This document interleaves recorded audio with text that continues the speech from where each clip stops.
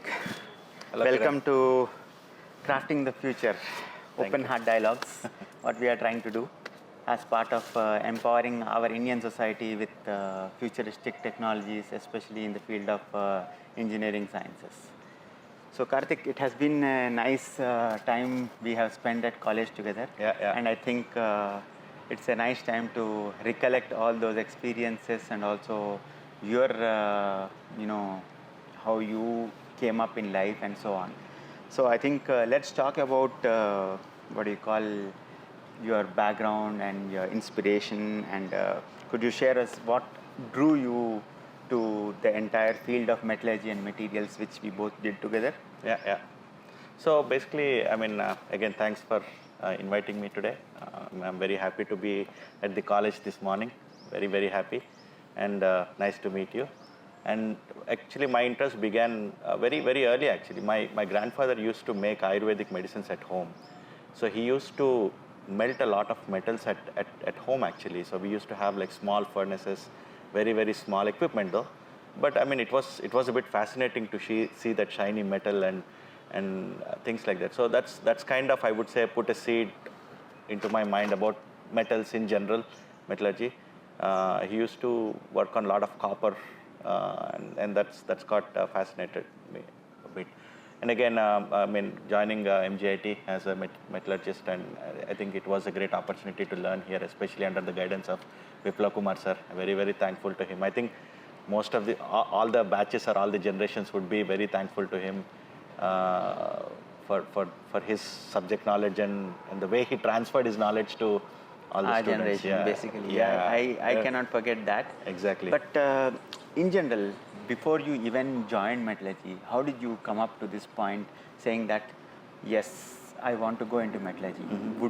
Did you get metallurgy or did you choose metallurgy?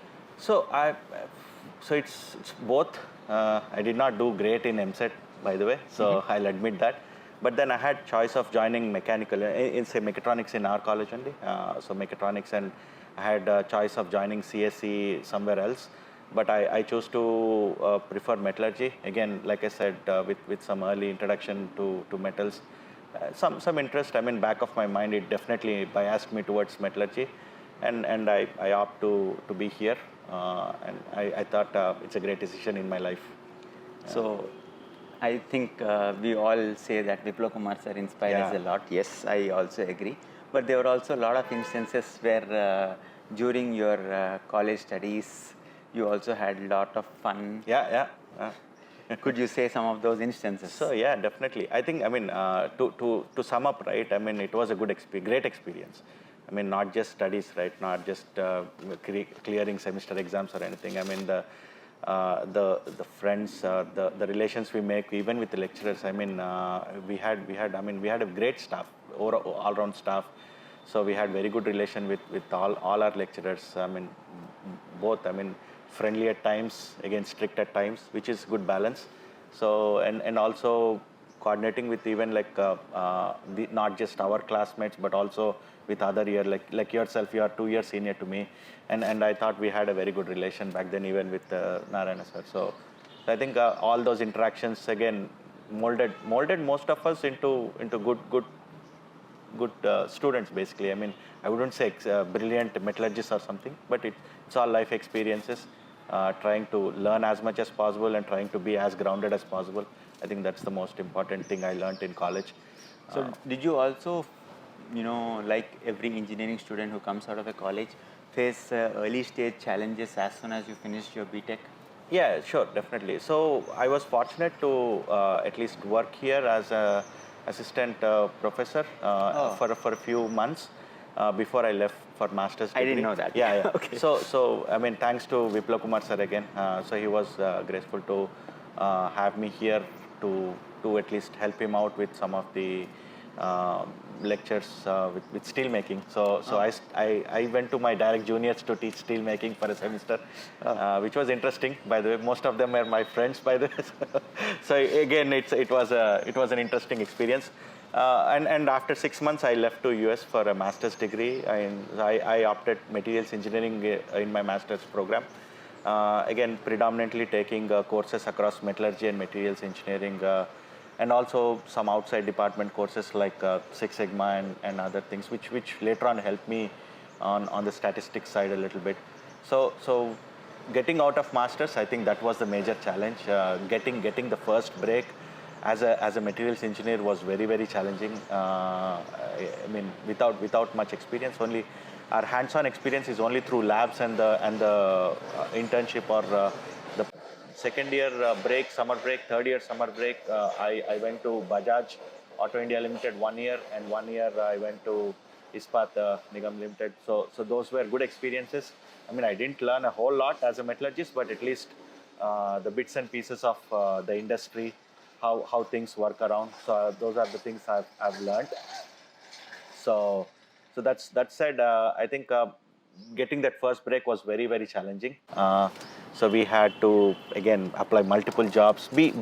I mean, job hunt itself is almost like a job itself, right? Yeah. So you wake up every. So if we come back to the point where you said yes, you had a memorable experience. What was the most memorable project what you have done among all of these things? I think most memorable is my introduction to Six Sigma. So my final year project. So four of our friends, four of our group went to Mumbai to Ispat Nigam Limited, and I think my first taste of Six Sigma and my interest towards numbers started a little bit there. We were optimizing the cycle time for a blast furnace there. So that was a good learning. I mean, obviously the material side of things is very interesting, but to add to that, this is an additional experience.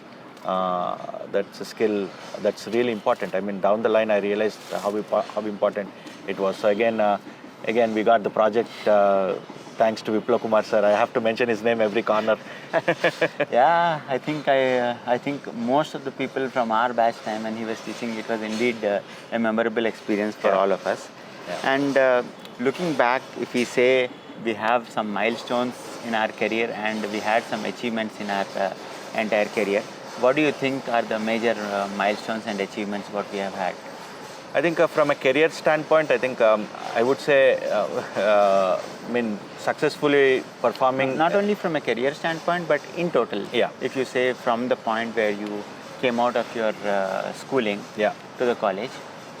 I mean, so frankly admitting, I've never been like a topper or anything. I've been an average student. So I mean, my achievement, I count achievement where if I do a job perfectly, the assigned job to me, I think that's a major achievement for me. Even today, day-to-day job, I mean, whatever I do it very sincerely. I think that's an achievement. Key milestones. Key milestones, I would say, I've worked across multiple functions. I would say that is really helped me. Again, not just sticking to one background. If you look at my career, I worked in product development, I worked in quality assurance, worked on shop floors on the operations side, and now I'm working on product line management or business development side. So I've seen the life cycle of a product evolvement actually. So in that way, I would say I've launched some of very good products to the market. I mean, I could take some examples. I mean, I've done some very innovative work with some turbine wheels in one of my roles, rebuilding or remanufacturing wasted turbine wheels or failed turbine wheels, which saved almost millions to a company. I think that was one of the major achievements. Again, one of my recent achievements is a very interesting product that I launched as a camera architect partly, and also a product line manager partly, is launching a driver monitoring system where we have a camera integrated into a rear view mirror behind the glass of the mirror. So the camera can see through the glass to observe the driver's state constantly and report back to the vehicle. So basically, if there is drowsiness or distraction, phone usage, the camera is able to identify everything instantaneously and report the status to the vehicle. And this is again a major part of collision avoidance. I mean, driver alertness. So that's, I would say, one of the major achievements. And one other achievement I would say is successfully launching iPhone 12 camera with a huge roadblock. I mean, with a very big natural calamity in Japan, almost decommitting 40 million parts, but still be able to launch on time, on date, with Apple promised launch date was a major achievement for me. So So what did you do after your bachelor's at NGIT? So after my bachelor's, I started working here for 6 months as an assistant professor teaching steel making. Post that, I went to US to pursue master's degree in materials engineering. My focus was more on the ceramic side. So I was working on ultra high temperature ceramic materials, meaning 3D printing or rapid prototype making of space jet components.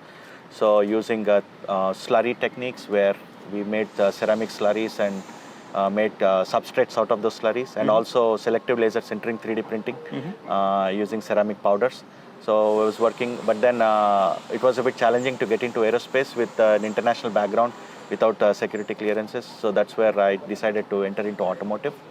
I started working as a quality engineer at a heat treat plant, mainly heat treating steel alloys and cast irons for automotive components, predominantly the Detroit market, where the major automotive players are like Ford, GM, Chrysler are. And unfortunately, I lost that job during the recession. 2008, 2009 was very tough in the US. Lot of plants went through shutdowns and struggles. So after that, I started working at IBM. Very brief period as a materials engineer in a materials research lab at IBM Watson TJ Watson Research Center, where I was performing material characterization on silicon wafers. But then, not being challenging enough and not being able to contribute a lot, I decided to move from there and started working at Cummins. It was a unique opportunity actually. I worked in the turbocharger division of Cummins.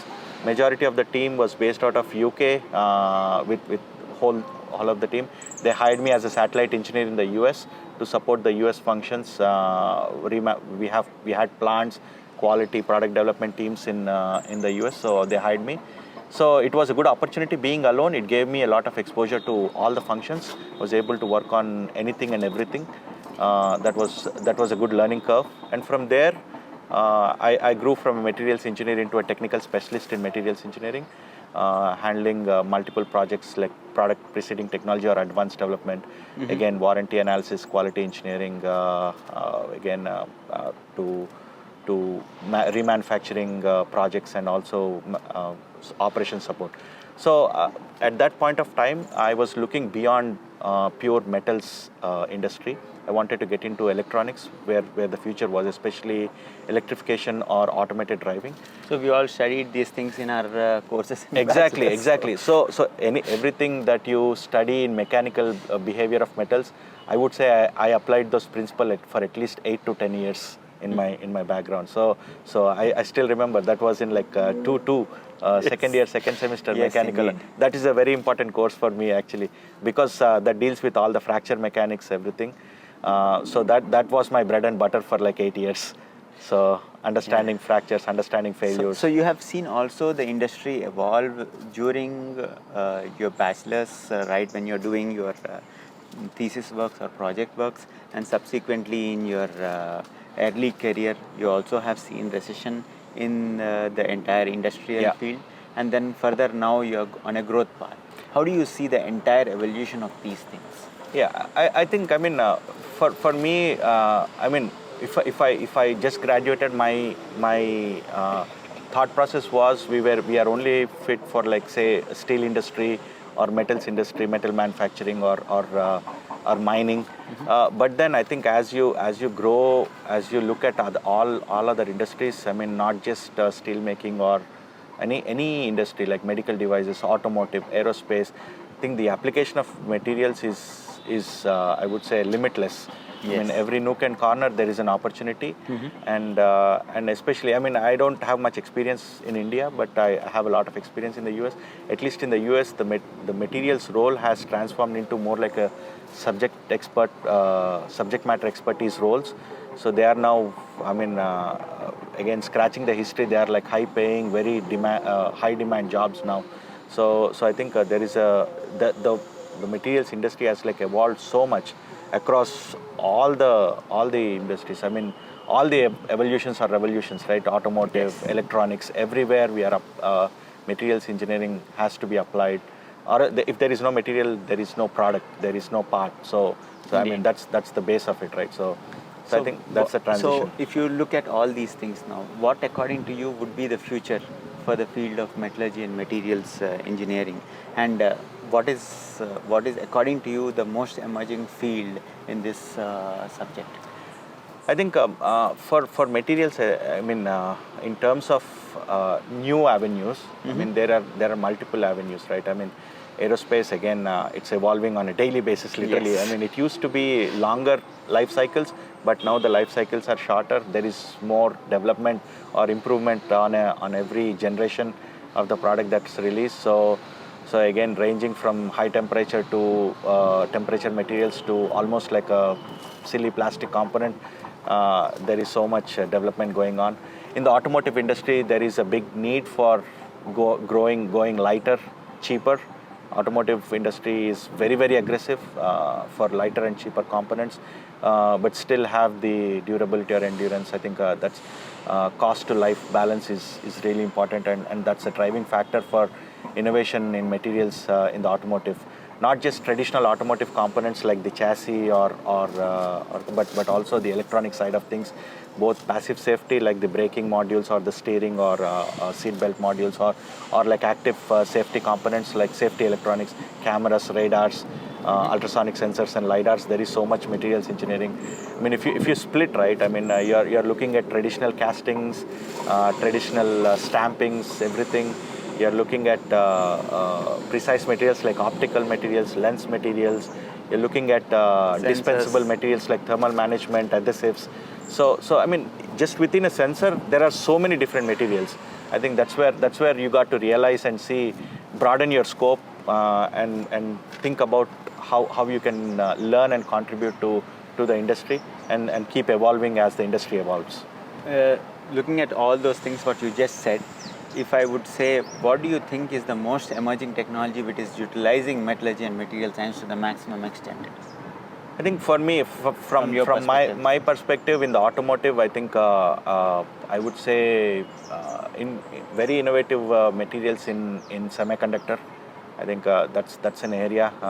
Again, electronics, there is always this thermal management problem, and you got to dissipate. I mean, things are getting smaller and faster, so there is need for more processing, more data processing. I think that's the, I would say, hottest area in automotive electronics or in general electronics.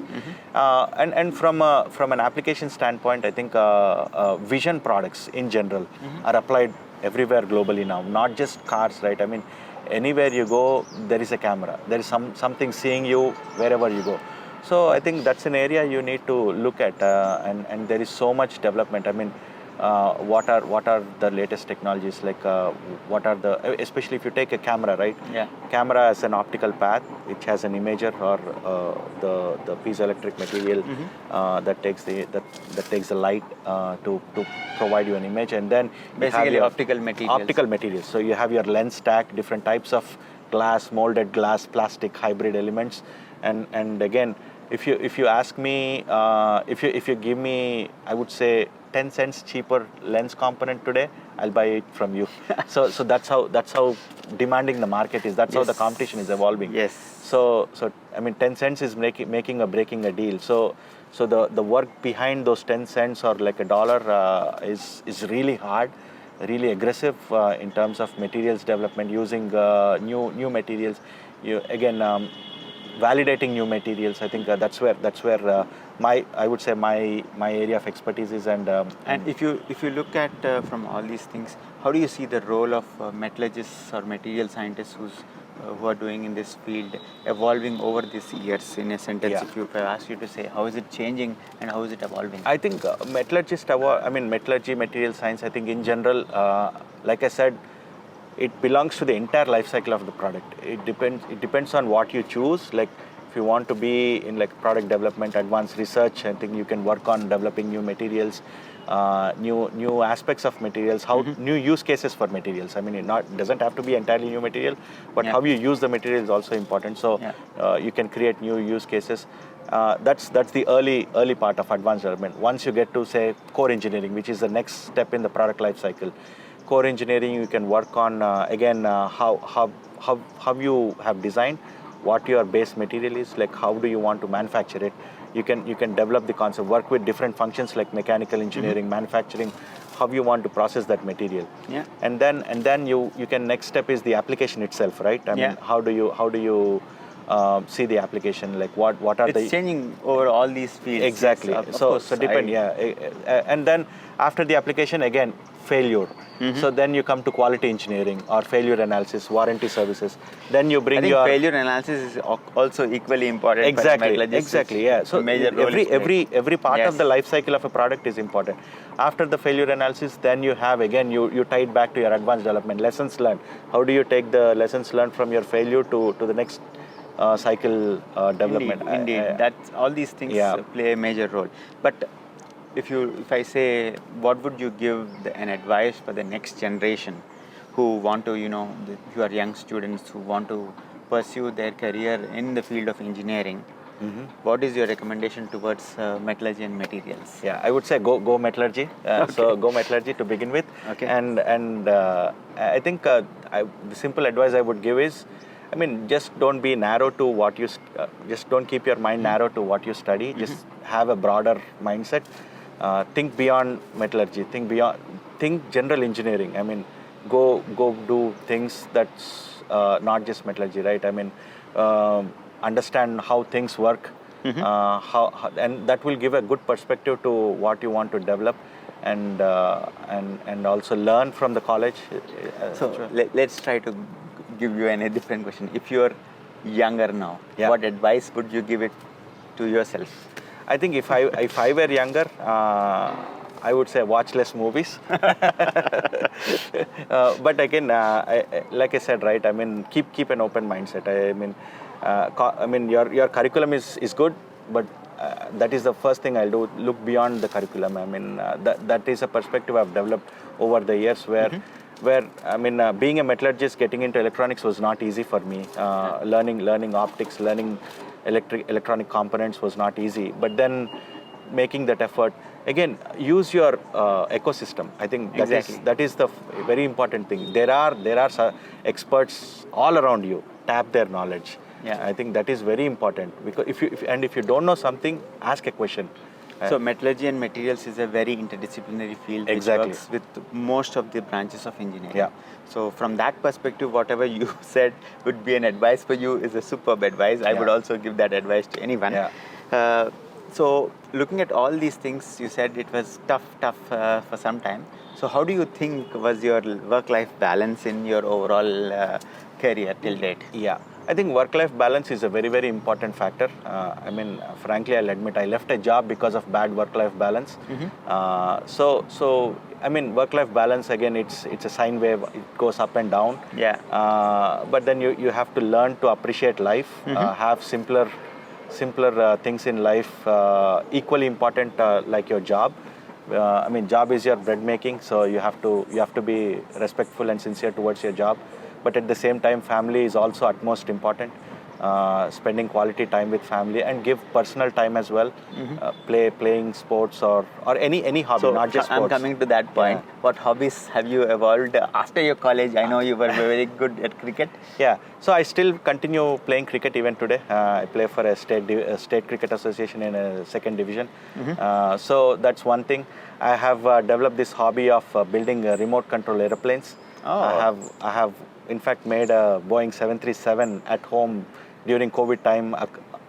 It took me around 1 year to 1.5 years to build that, but it can fly. It can do everything just like a regular airplane. So, superb. So that's a hobby I've developed. I mean, learning from YouTube, learning from some hobby experts how to set up, how to make those connections. So that's something I've developed. I mean, my son also carries that interest, so partly for him as well.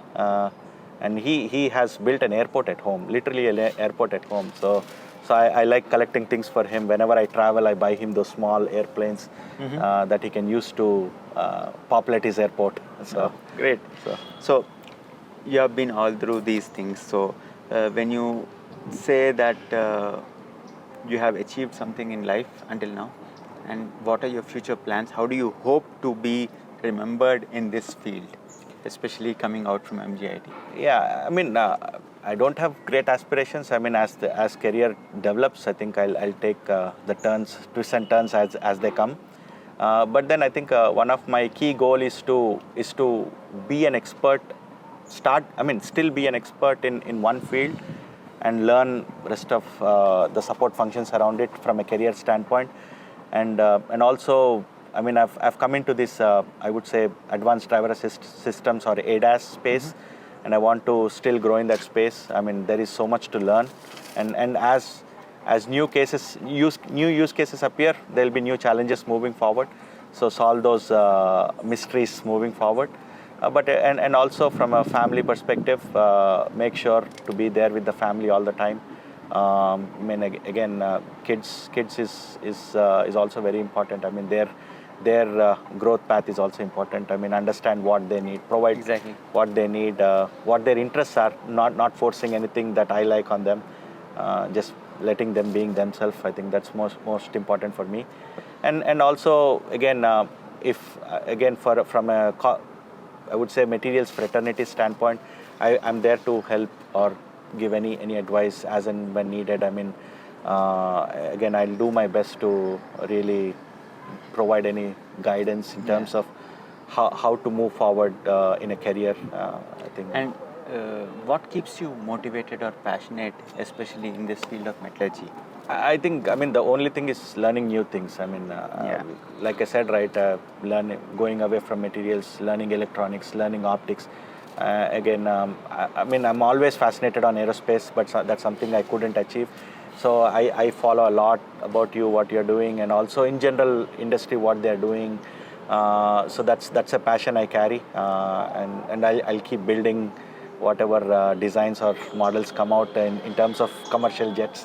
So I'll keep building them. I'm working on an Airbus A320 now. Yeah, great. So they Yeah, the field of aerospace has lots and lots of materials in it. Exactly. Indeed. So it's a ever-changing field because everyone wants everything light and reliable. Reliable. Yeah. So one question towards the last. If you weren't a metallurgist, what career would you have been chosen? If I weren't a metallurgist, tough to even think about it.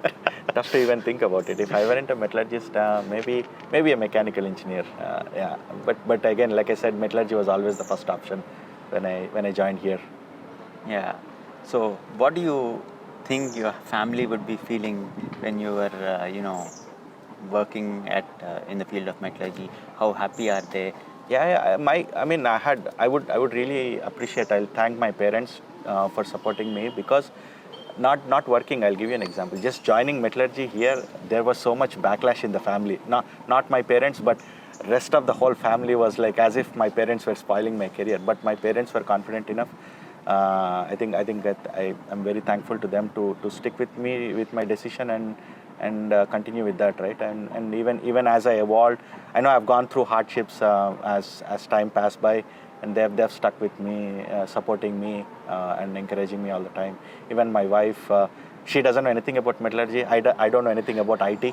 So it's we don't have common work to discuss actually, but still, I mean, we bond really well over. And that's something, again, like I said, my brother-in-law is a metallurgist.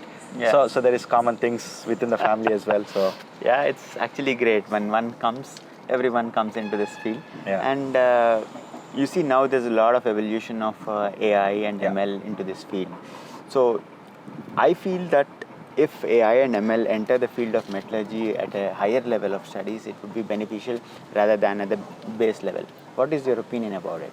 Yeah, I think that's a good point, because I think first base level, I would say, first thing is learn the skill, right? Yeah. So your basic skill is metallurgical engineering and materials engineering.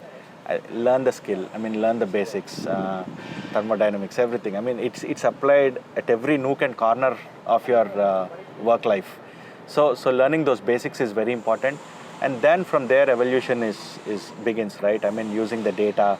The data is used everywhere now. I mean, say for example, you take a part that has, you want to define a failure rate, and then you want to look at all your data charts regarding the use cases for that material, and that's where again machine learning or AI comes into picture, where you don't have to reinvent the wheel, use your data and again evolve into something new. So I think first advice is to be a metallurgist first or materials engineer. And then first, utilize then basically. utilize what avenues you have. Like I said, using the ecosystem around you to balance or tag off every discipline. So very nice talking to you, Karteek. Thank you, Kiran. And it was indeed a great thing for having you on this open heart dialogues.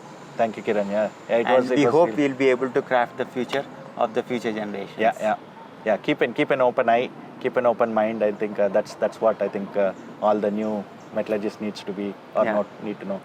Okay, thank you very much. Thank you, Kiran. Thank you so much.